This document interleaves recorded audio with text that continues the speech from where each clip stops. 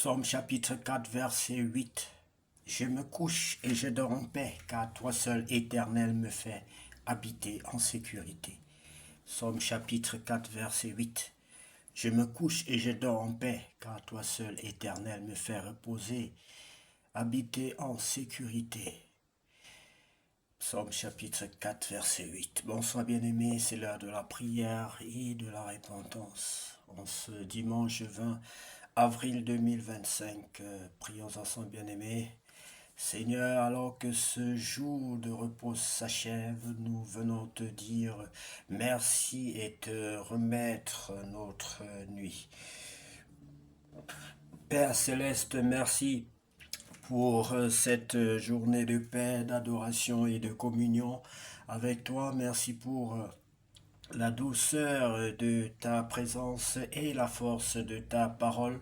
Ce soir, nous déposons nos craintes, nos espoirs et nos familles entre tes mains. Accorde-nous un sommeil paisible et prépare nos cœurs à la semaine à venir. Ta parole nous rassure. Je me couche et je dors en paix, car toi seul, Éternel, me fais habiter en sécurité. Psaume chapitre 4, verset 8. Bien-aimé, que Dieu vous bénisse. Et surtout toi qui es sur le point d'accepter le Seigneur Jésus-Christ de Nazareth dans ton cœur comme ton sauveur personnel. Oui, bien-aimé, c'est l'objectif principal de notre mission. C'est l'objectif principal de notre émission. C'est l'objectif principal de notre prédication, de notre travail de tous les jours. Oui, bien-aimé, si tu es donc prêt à le faire, tu vas prier après moi, tu vas répéter après moi ces paroles adressées à l'Éternel. Je vais donc t'accompagner, tu vas dire: Seigneur Jésus-Christ de Nazareth, je reconnais que je suis un pécheur. Seigneur Jésus-Christ de Nazareth, je reconnais que je suis un pécheur. Je te demande pardon. Je te demande pardon. Je reconnais que je suis un pécheur, Seigneur, pardonne-moi. Je reconnais que je suis un pécheur, Seigneur, pardonne-moi. Lave-moi par le sang de l'agneau. Lave-moi par le sang de l'agneau. Je t'accepte dans ma vie comme mon sauveur personnel et mon Seigneur. Je t'accepte dans ma vie comme mon sauveur personnel et mon Seigneur. Viens, prends le trône de ma vie. Viens et prends le trône de ma vie. Je t'en supplie, Seigneur. Au nom de Jésus-Christ, je t'en supplie, Seigneur, au nom de Jésus-Christ, baptise-moi par ton Esprit Saint. Baptise-moi par ton Esprit Saint. Remplis-moi de la puissance de ton Esprit Saint. Remplis-moi de la puissance de ton Esprit Saint. Au nom de Jésus-Christ, j'ai ainsi prié. Amen. Bien-aimé, bravo à toi si tu acceptes le Seigneur Jésus-Christ de tout ton cœur. Sache que désormais ta vie ne sera plus jamais la même. Que Dieu te bénisse. Nous allons profiter de ces moments merveilleux pour lire la parole de Dieu dans le livre d'Exode chapitre 2. Moïse, naissance et fuite en Madian. Un homme de la maison de Lévi avait pris pour femme une fille de Lévi. Cette femme devint enceinte et enfanta un fils. Elle vit qu'il était beau et elle le cacha pendant 3 mois. Ne pouvant plus le cacher, elle prit une caisse de jonc qu'elle enduisit de bitume et de pois. Elle y mit l'enfant et le déposa parmi les roseaux sur le bord du fleuve. La sœur de l'enfant se tint à quelque distance pour savoir ce qui lui arriverait.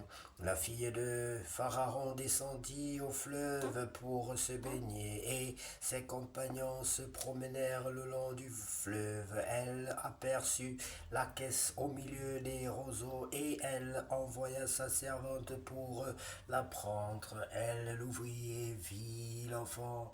C'était un petit garçon qui pleurait. Elle en eut pitié et elle dit: c'est un enfant des Hébreux. Alors la sœur de l'enfant dit à la fille de Pharaon: veux-tu que j'aille te chercher une nourrice parmi les femmes des Hébreux pour allaiter cet enfant? Va, lui répondit dit la fille de Pharaon, et la jeune fille alla chercher la mère de l'enfant. La fille de Pharaon lui dit, emporte cet enfant et allaite-le.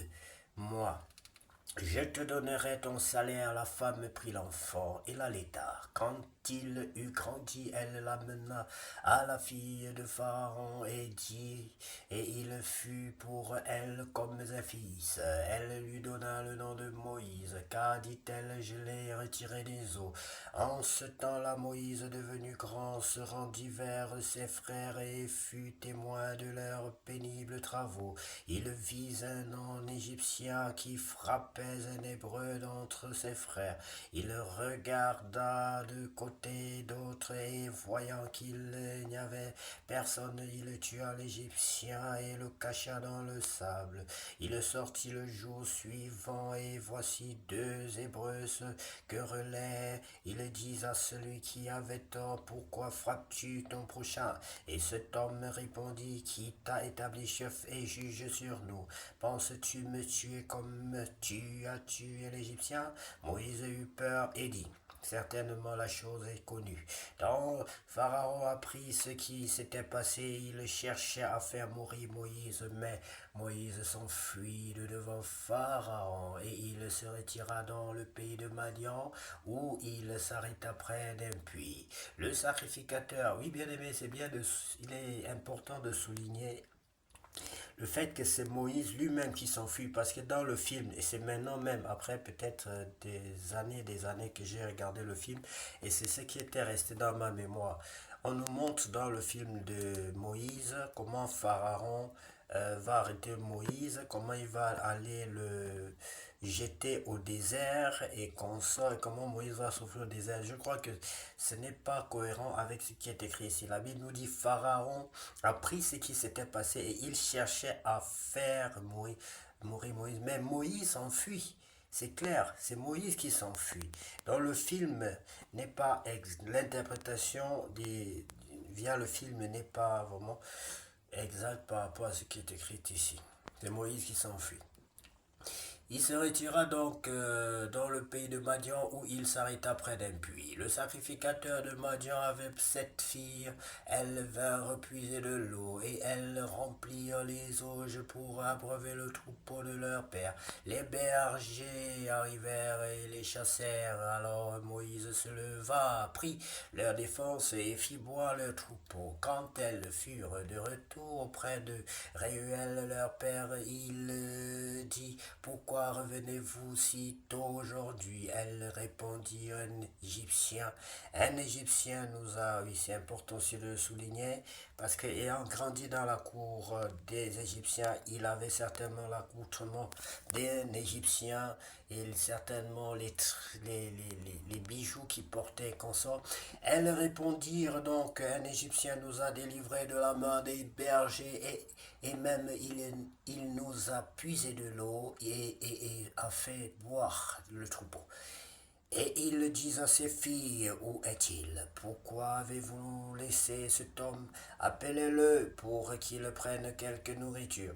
Moïse se décida à demeurer chez cet homme qui lui donna pour femme Séphora, sa fille. Elle enfanta un fils qu'il appela du nom de Gershom. Car, dit-il, j'habite un pays étranger, Dieu a compassion d'Israël. Longtemps après, le roi d'Égypte mourut, et les enfants d'Israël gémissaient encore sous la servitude, et poussaient des cris. Ces cris que leur arrachait la servitude montèrent jusqu'à Dieu. Dieu entendit leur gémissement, et se souvint de son alliance avec Abraham, Isaac et Jacob. Dieu regarda les enfants d'Israël et il en eut compassion. Bien-aimés, que Dieu vous bénisse. Que Dieu vous bénisse abondamment pour la patience, pour tous ceux-là qui font l'effort de demeurer dans la parole de Dieu. C'est pas facile, bien-aimés, il y a trop de distractions aujourd'hui. Donc si vous parvenez à rester à lire la parole de Dieu quelques instants, à prier, pour savoir que vous avez la grâce de Dieu.